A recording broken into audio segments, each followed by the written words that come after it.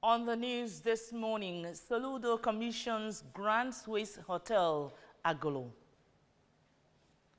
Prison Fellowship Nigeria, ROLAC, organized one-day workshop on restorative justice. INEC says it has begun preparations for November 8 election in Anambra State. Torrential downpour kills 10 people in U.S., leaving 1,000 stranded.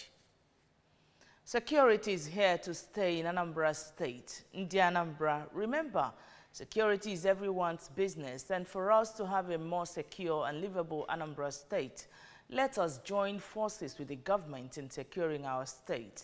If you see something, say something. Report on scrupulous elements to the security operatives for better security of lives and property. Remember the emergency numbers 5111 and 0800-2200-008. Good morning and welcome to the news. My name is Nonye Mokoye. Now, Anambra State Governor Professor Chukwuma Soludo has beckoned on more people to embrace the public-private community partnership model to accelerate the state's development. A Government House correspondent, Ejike Abanafied, those reports taken from here. The glory of God, in Jesus' name we commission. Speaking in Agolo during the commissioning of Grand Swiss Hotel, a luxurious 160-room establishment, Governor Soludo said his ambitious project marks a significant milestone in Anambra State's burgeoning hospitality sector, spearheaded by a proud son of Anambra, Chief Romanus Oji, who has made strides in the international business sphere, showcasing a commitment to transforming the state into a prime tourist destination in line with Soludo's vision of a livable and prosperous state. The governor added that government alone will do very little and may not go beyond providing the basics, including infrastructure, security, law and order, health, education, amongst others, so that the private people with the dominant resources can prosper and create jobs, because the private sector holds the key to job creation and economic prosperity. And now that we desire to build a new capital city, New Awka, that Awka, Anambra State must change from being a departure lounge to being a destination point. And I need to connect the pillars of what will make Anambra a destination. And we need to do it with the private sector. Now that I know that you have this kind of assets, particularly human and material capital here, we need a partnership. We have one of the things that we should emulate in all corners of the states. I said that I will go and put it in my village. And in my village, this is my father's house. I don't have any other village. So I said I will take it to my village because we have a reason. Thank you. Thank you. Anambra State government has sealed the ministry of Pastor Onyebuchi Okocha in Amafo village, Mpo, in Idemili North local government area, allegedly used for Okite practice. Correspondent Chukwemeka Modelem filed this report. Akwa ihe nji ekechi ọgbata ufie na ọ bụrụ mgbe nna anya ọ bụrụ onye agba ọnwụ ịchọ ịgbanwe ọnwụ nwe ka esi ekwe na Igbo chọbụ ọnwụ a na-eti ya na akwa black eti sie ụmụ ifegasi wee kechi ya bụrụ ya anya afọ olu n'ezi ma na mmiri ọtọ nya. The special advisor to Governor Chukwuma Soludo on community security, Mr. Ken Emakai, who disclosed this when he led men of Operation Udogachi to the ministry, explained that they sealed the ministry and premises of the pastor following petitions Anambra State government received from members of the public about the activities of Pastor Okocha and a video they watched online where he said that he does okite and all manner of things for people. Mr. Emakai further said that government will subject liquid containers found in the ministry to forensic tests and pointed out that the state government is not against any religion but does not want those that promote get-rich-quick syndrome. He also assured that government will bring forensic experts to take samples from riverbed cider used by the pastor, who is also known as Akana Sa Ocho, to bathe people naked to determine the level of hazard it could be causing to human beings. The government of Anambra State is not against any religion. It's not against any kind of religion. There is freedom of worship and freedom of religion in this country. And the law of Anambra State is not trying to restrict anybody from exercising that right. Now, to raise awareness and encourage the adoption of restorative justice as an alternative to traditional punitive approaches in criminal justice system, the Prison Fellowship Nigeria, with the support of the Rule of Law and Anti-Corruption ROLAC, has organized a one-day sensitization workshop on restorative justice. Correspondent Joseph Ebocha has the details. Speaking at the event, the Executive Director, Prison Fellowship Nigeria, Dr. Jacob Sado, said the program being implemented in 8 states of the Federation, including Anambra, is an inclusive approach that emphasizes repairing damages caused by criminal behaviors and restoring social harmony and peace, which are the fundamental goals of justice. Which is designed to integrate restorative justice principles into the justice system, offering practical solutions to challenges such as overcrowded courts, high recidivism rates, and the social stigma. Anambra State Attorney General and Commissioner for Justice, Professor Sylvia Ifemeje, represented by the Director of Public Prosecution in the Ministry, Barrister Nneka Umozulu, described the workshop as an important step in collective effort to reimagine justice not merely as punitive, but as vehicle for healing, reconciliation, and societal transformation. Offenders take responsibility, victims find closure, and communities regain trust and social cohesion. The State Chief Judge, Justice Onoche Anyachebel, represented by the Administrative Judge of Ihiala Judicial Division, Justice Samuel Okoye, said that though it has not been the tradition of the judiciary to emphasize restorative justice, attention is now being shifted from punishment to reconciliation and healing of the society. Professor Oju Ezenekwe of Nnamdi Azikiwe University, Awka, has urged the Central Bank of Nigeria, CBN, to drop the proposed charges in automated teller machine transaction fee as it contradicts financial inclusion and will increase financial burden on low-income earners already struggling with rising living costs. Correspondent Chukwuemeka Modelim filed this report. Professor of Development and Health Economics noted that the move will favor financial institutions as it will increase their profitability but will increase high cost of living and eat deep into the businesses of low-income earners. From the positive, yes, the financial institution is actually going to gain, but it's going to increase their profitability.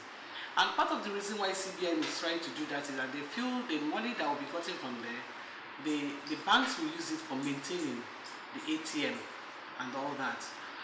On his part, Mr. Emeka Ezekwem, who runs Point of Sale POS, appealed to the CBN to jettison the policy because all financial transactions will now return to commercial banks, which he said will compel those in POS business to stop it, thereby creating unemployment in the country. Central Bank first should go and reconsider what the policies they want to implement, because one, it will retrench many private sectors. In Awka, Chukwuemeka Modelim, ABS News. On the national scene, the Independent National Electoral Commission, INEC, says it has begun preparations for the upcoming Anambra State governorship election scheduled for November 8, 2025, and the Federal Capital Territory FCT Area Council elections set for February 21, 2026. At the first regular meeting of the Interagency Consultative Committee on Election Security, ICCES, for 2025, INEC Chairman Professor Mahmood Yakubu emphasized the critical role of security agencies in ensuring smooth electoral processes. Correspondent Ekwi Ajide filed this report. With security at the forefront, both INEC and security agencies reaffirmed their commitment to delivering credible, peaceful, and transparent elections in the months ahead. The INEC chairman highlighted the Commission's plans to deploy officials across thousands of polling units and collation centers while working closely with security forces to address logistical and safety challenges. The forthcoming governorship election in Anambra State must be similarly well coordinated. Together, we should continue to give Nigerians a happy experience on election day and beyond. The National Security Advisor, NSA, represented by Hassan Yahya Abdullahi, and the Inspector General of Police, represented by the Commissioner of Police in charge of election planning, monitoring and evaluation, Abayomi Sangule, acknowledged the security improvements seen in recent elections in Edo and Ondo states, saying that lessons from those elections will be applied to strengthen security measures for the upcoming Anambra poll. There were also deployment of technology, especially drones and communication systems, as well as improved surveillance and coordination, which accounted for the timely response to the incidents. We'll continue to provide adequate security for all INEC staff and INEC materials. In Abuja, Princess Ekwi Ajide reporting. And on the foreign scene, at least 10 people have died as torrential downpour over the weekend drenched parts of the southeastern U.S., submerging roads and houses. Kentucky Governor Mr. Andy Beshear said 9 people have died in his state after making an emergency disaster declaration. He also said that about 1,000 people stranded in flood waters had to be rescued. Kentucky, Georgia, Alabama, Mississippi, Tennessee, Virginia, West Virginia, and North Carolina were under some type of storm-related alert over the weekend. And almost all of those states also suffered catastrophic damage in September from Hurricane Helene. Now on sports news, Solution Football Club on Saturday, 15 February 2025 defeated Godwin Akpabio FC by a lone goal at the ongoing 2024-2025 Nigeria National League (NNL). The technical crew led by coach Emmanuel Dodge retained the starting 11 that lost to ABS FC last weekend. The only goal in the game came through Valentine Ugu in the 55th minute, converting from a rebound of goalkeeper Thomas Omokode's save from the penalty kick after Samson Oga earlier hacked down substitute Chukwemeka Oyieke inside the box. The Solution boys held on to the lead to grind out a hard-fought win after a pulsating second half to take all the points. The match also witnessed the presence of former Super Eagles forward Victor Okechukwu Agale. The Anambra State government-owned club will next face Osun United FC in Osogbo in the last game of the first stanza. And with that sports news, we conclude. But remember, you can follow news and programs on ABS from many parts of the world by liking our Facebook page. Follow us at Anambra Broadcasting Service. Subscribe to our YouTube at ABS Television Oka, on X at ABS Radio TV, and on Instagram at ABS Radio TV. You can also log on to our website at www.absradiotv.com.